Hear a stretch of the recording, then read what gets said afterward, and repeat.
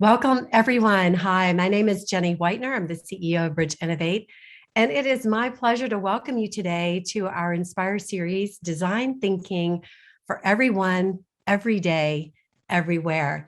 As we're gathering today as a community, please take a moment to introduce yourselves using the chat.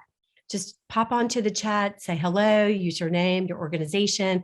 I see some already messages coming in. We'd like to know who you are joining today, and would just like to welcome you to continue the conversation as you hear from our guest speaker today on innovating every day and everywhere. So welcome, everyone. Please join us in the chat to say hello. We would love to know that you are with us today. See Anna coming in. Thanks, Anna, all the way from Poland. Thanks so much. And William Bryan, welcome. Karen from the city of Chattanooga, thanks for joining today. Jordan coming in from Jackson, Tennessee. I think we've got both sides of the pond covered today. Jacksonville, Florida. Emily, thanks so much for joining us. So a big crowd coming in today for our guest speaker. So Roxy, thanks for being here from South Africa. Welcome, everyone. Design thinking for everyone, every day, everywhere. Let's get going. So this is a part of Bridge Innovate's Inspire series. We launched it about a year and a half ago, bringing in thoughtful leaders to share their inspirational stories of innovation, leadership, and change. And today we have a smashing speaker for us, Dan Parkinson, the commercial director of Sprintbase.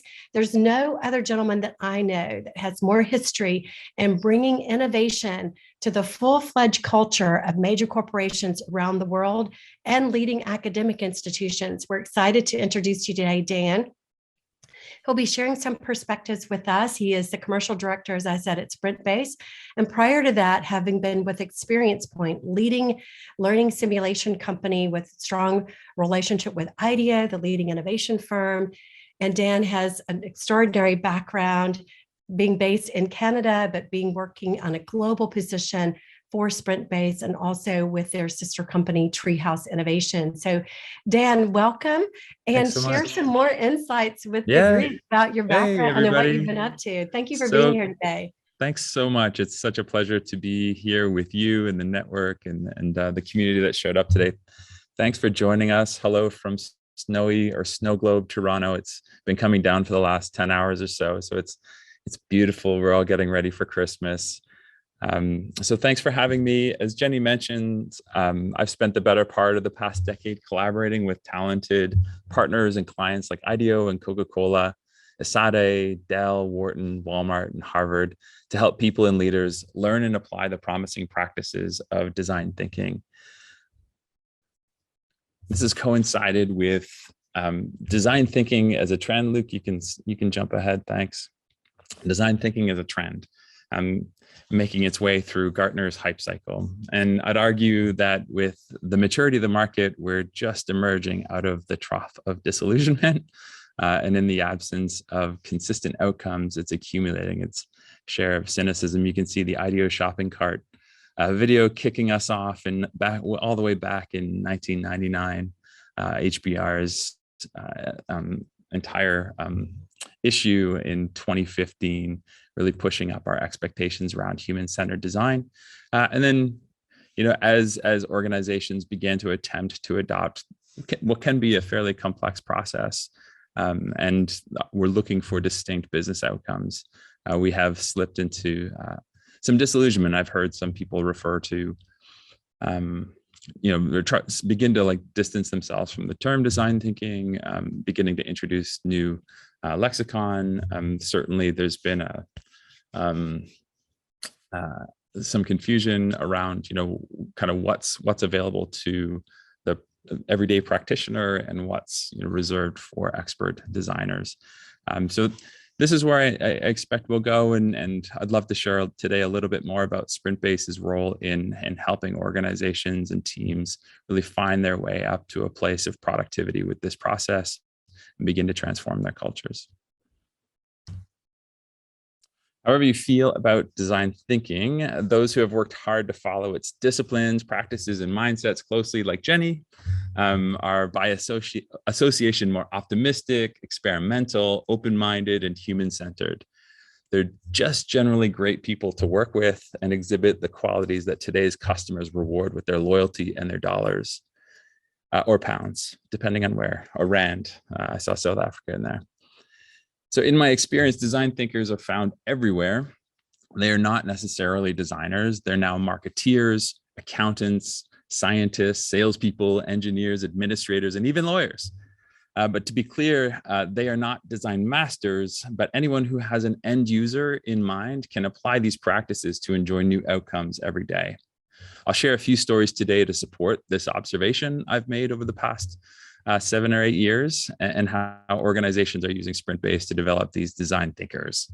And to understand the value of Sprintbase, it's important just to lightly touch on design thinking in the event that there's somebody out there who wants to know a little bit more. Thanks, Luke. Right, so fundamentally, in its most basic form, design thinking is based on the belief that what people say they do and what they actually do is different. And it's in those moments, that misalignment between what I say and what I do, where we can identify some latent opportunities around how people really think and how they feel. And the path to the most lucrative outcomes is by doing the capitalized work of paying attention, the work of listening, and spending time with end users before we jump into solutions. So by beginning with empathy, design thinkers work hard to resist their natural biases, to assume, infer, or judge the needs of the people that they serve. And in a world that is just teeming with possibility and technological disruption, this ethic gives them an advantage in the market. I'm in a shared office space today, and it's just full of huddles of like kind of startups and founders who are seeking to disrupt the value chain with technology. This is a light anecdote for today's consideration on how to do design thinking. Is just building on some of the cynicism that we encounter, and it's a nice sort of juxtaposition of what we mean when we say empathize, define, ideate, prototype, test, and implement. Great, thanks, Luke. So this is a simplified example. At this time of year, if you will, travel in your minds to Godalming. It's a small town in England, and the sun today is going to go down around 3:55 p.m. And if you were an executive at Price's, the leading candle manufacturer in the late 1800s, business was always booming at this time of year, of course. Customers said that what was important to them was brighter, more long-lasting candles, and Price's scored really highly in these categories with their innovative materials like paraffin. However, Luke, if you can move on, in 1881, the streets of Godalming were the first in the world to be lit with electricity, and it introduced a radical new era of disruption for them. Price's learned something, a reactionary lesson about their new clients. Their customers weren't looking for longer lasting candles. They were looking for longer lasting artificial light. And if Price's had the skills to identify this fundamental need that their customers were exhibiting, they may have been in a better position to capitalize upon it and make those capital investments into alternative forms of artificial light.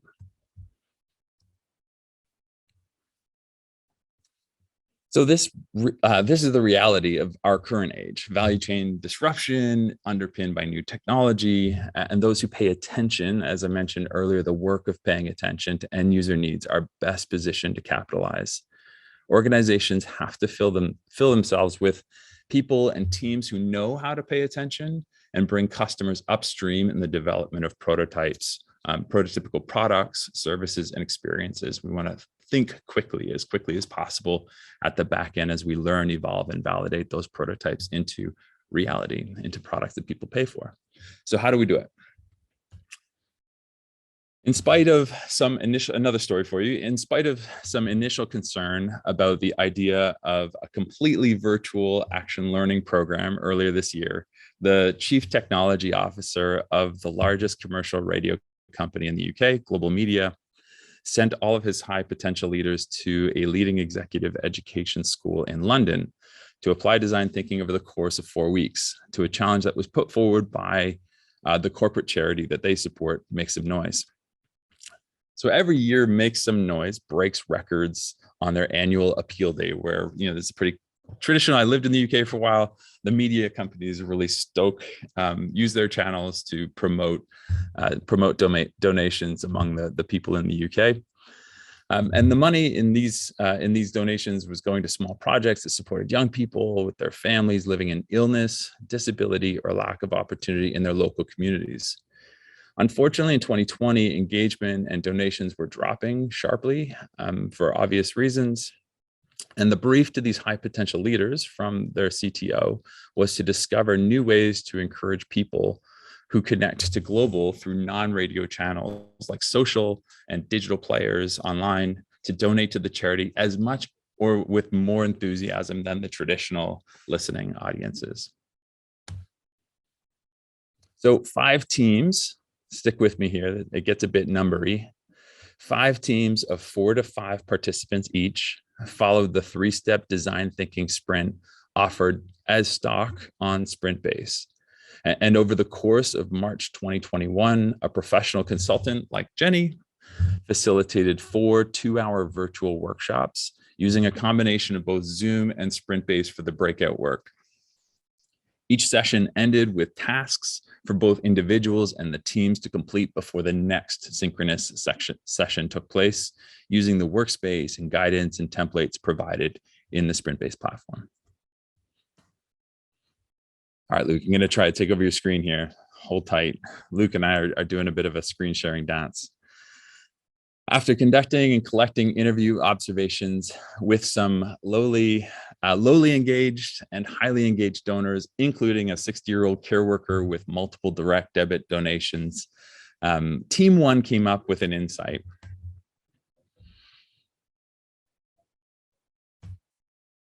Yes, it worked.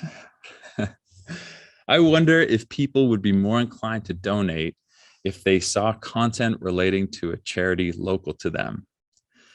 They used this insight to evolve their challenge from how might we enable new audiences get excited about supporting Make Some Noise to how might we support local charities in telling their story. It's a subtle change there, but it fundamentally changes the scope of the brainstorm that is to come. Had we brainstormed on the previous, had we just jumped to solution, we wouldn't have that richness of insight to underpin the brainstorm.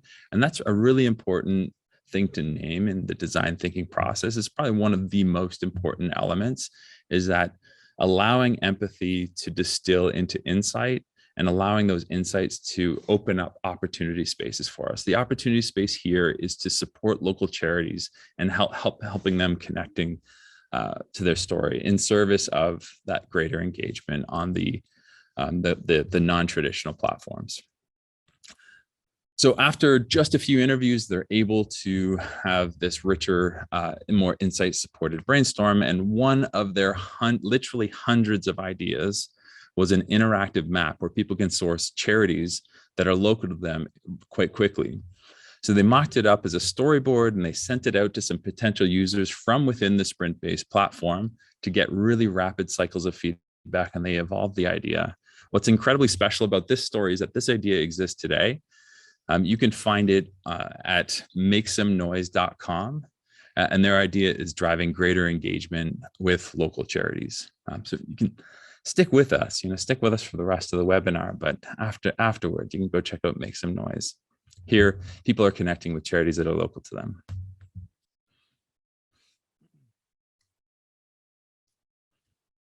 So, forgive me. Back to you, Luke. By resisting their ingrained instincts to jump to ideation, as mentioned, and following a guided process of both synchronous and asynchronous work, these design thinkers from across this organization were able to elevate the desirability of a concept that's now creating value in the world. And after having all the 5 teams pitch to their CTO, Dave shared this quote: Sprintbase was an ideal collaboration platform. Participants were really enthusiastic about their experience and came up with some fantastic ideas and prototypes for Global's Make Some Noise charity. It's great to be connected, honestly, to these types of stories that are out there in the world, knowing that somehow we're connected to making a difference. The executive this is a part of an exec ed program to all you faculty and program folks out there. Hello. And for this individual, she keeps very high standards around the type of content that she brings into her programs. It's a world-leading exec ed shop. And her take on Sprintbase in this use case and a 4-week action learning program is that it's the most effective design thinking educational process tool that she's experienced to date, which was highly flattering. For those who like the advantage of data, if there's anybody on the call who likes taking a look under the hood, Sprintbase is unique in that it can offer you analytics on the team's performance and the individual performance within any given sprint.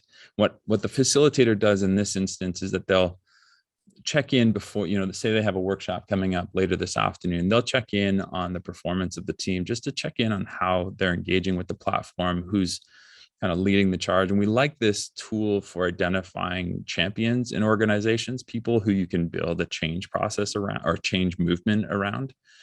So it's in there and it's interesting. So this group of people, they ran through an action learning program. We call that a journey-based collaboration where they're working together in teams supported by a facilitator. But Sprintbase leaves behind a number of tools following a sprint like the one described.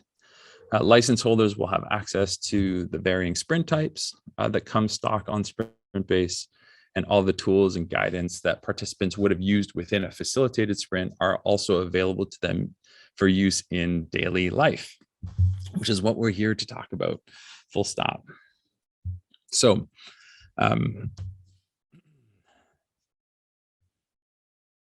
Sprintbase, it offers this platform for repeatable and accurate design thinking project work to take place for people and teams, regardless of their proficiency. And earlier, I alluded to the work and disciplines of design thinking, customer centricity, open-mindedness, optimism, experimentalism, et cetera. These are traits to be cultivated and can only be cultivated with repeated cycles of performance. And what we want to see, the indicators that we look for, both leading and lagging, are techniques becoming norms and the notion of culture is changing. So here's a final story for you. Value chain disruption in the legal industry is widely recognized and is taking taking this threat seriously is the CEO of one of the world's largest law firms in the world. And he sponsored a groundbreaking transformation initiative with the aim of becoming a more client-centric, agile, and innovative organization. They've invested into a core team of change agents who lead a number of initiatives and a community of facilitators that are supported by these change agents who are trained as sprint leaders or project leaders to engage internal teams and client-facing engagements. They're getting recognition as change agents in their industry, which is great news for them and for others as well, for all of their clients, of course, and future clients. DLA was recently featured in the Middle East construction news for a roundtable hosted by a senior partner and conducted by the change team on Sprintbase with remote participations to address gender balance in the construction industry, particularly to the Middle East. So the team designed their workshop on Sprintbase and used its whiteboarding features to quickly collect content from the remotely based roundtable participants. And these people are like senior leaders, just I'm sorry to name you as extreme users in some cases around technology, but they're in there and they're having a great time. They're collaborating and creating value. And having just spoke with the DLA change team this week, literally yesterday, the impact of this workshop was one of the named highlights of the year. It's great from an engagement point of view. And of course, if new outcomes and engagement weren't enough, external recognition rarely hurts. So more recently, we were really excited to celebrate them for being recognized by the Financial Times as the most innovative law firm in Europe, the most innovative law firm transformation, and Full Circle, the most innovative leader offering that kind of foresight. So hundreds of associates and partners are operating with greater degrees of confidence using an innovation process and techniques to create value for their clients and peers. That's really special. They're becoming a more human-centered organization, both the way they address problems and pursue opportunities. Um, and Sprintbase offers them that stable base that offers adaptive levels of support for people who need it. And it's in that it's adaptive. Those that are more proficient can operate without those levels of support. Jenny, I know that you've done some incredible work with Sprintbase yourself. I'm looking at those French doors in the background. Apparently there's a Sprintbase story there. Would you mind sharing a little bit more about your experience with your community? Yeah, thanks, Dan, and thanks for the orientation, kind of the fundamentals of design thinking and its power. And what we're seeing major, leading institutions like DLA Piper do with it in terms of embracing it for everyday innovation. Yeah, I think back of kind of your early points about, design thinking, and is it a theater, or is it really creating power of customer-centric business growth or business value? And I think it goes back to the application. It goes back to, do we just go through the steps to say we've done them? Or are we really being thoughtful and using critical thinking to form those insights and going through the rigor? And that's one of the things I love about design thinking, is that it's guided, right? So depending on it, even if you're a novice or even an expert design thinker, you've got the guidance tabs and you've got the actual workspace. So at any point in time, you can ensure that you're actually applying the full power of design thinking. And I have a great love for it. I mean, you were just talking about the fact that here in my home office with these French doors behind me, I can remember almost probably 8 years ago, Adam Billing, the founder of Treehouse Innovation and the founder of Sprintbase, he and I were here having a couple of beers, if it were the truth be known, probably more than a couple of beers, with white paper everywhere. And he was drawing at Sprintbase. He said, teams need a way.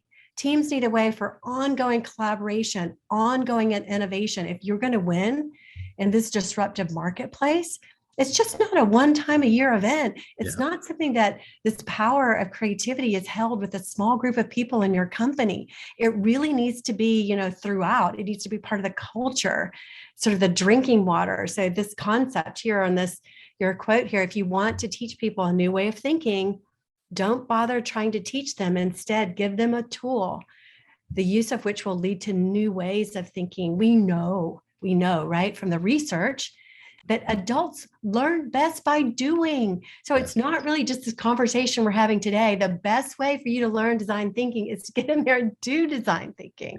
And that's what Sprintbase really powers up for every team, no matter where you are. Yeah, no, absolutely. A friend of mine, very insightful. The first time she encountered Sprintbase, she liked it for its adaptability. So you can take people who are extremely proficient with the process, who have high levels of intuition, and couple them with people who are at the beginning of their journey. And that's a productive team. The people who are less intuitive with the process have that in-step guidance where when the professionals go heads down, they're not lost.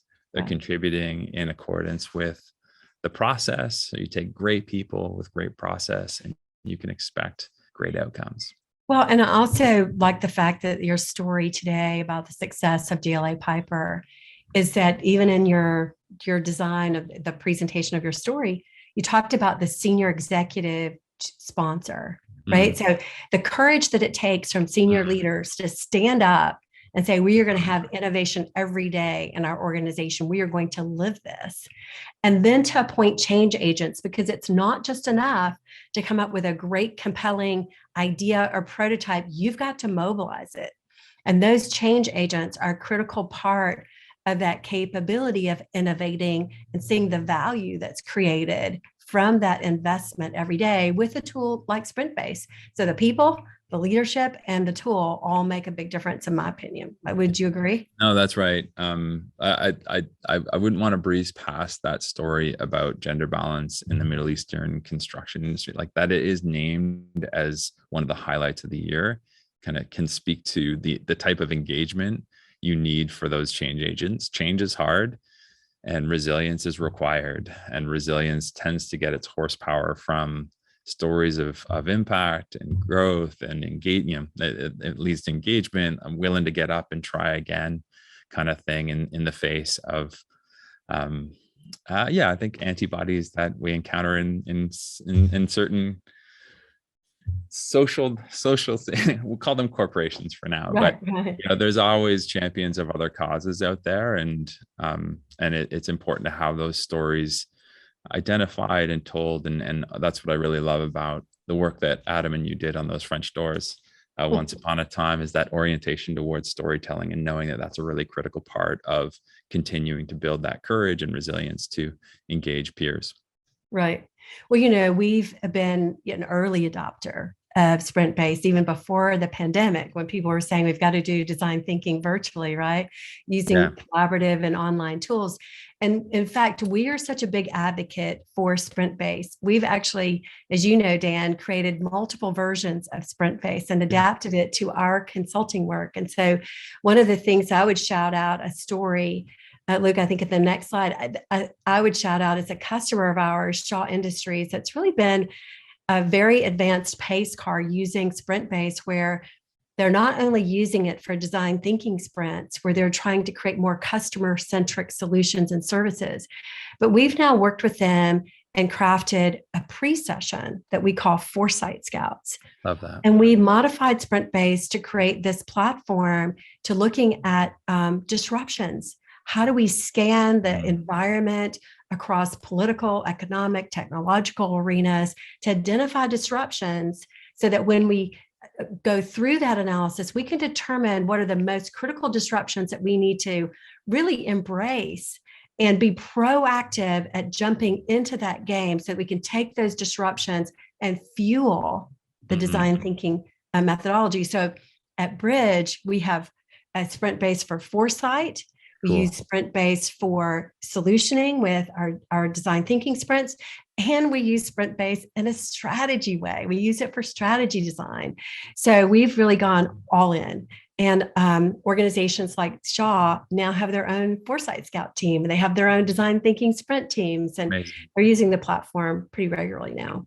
That's so exciting. And yeah, it's worth naming that it has some flexibility in there to accommodate other processes. What is it that you think allows Foresight Scouts and the strategy sprint and the design thinking sprints to, kind of what are some of the features that I guess create the most value across? Yeah, I mean, I think oftentimes, most of our clients, they want collaboration, they want speed, and they want value.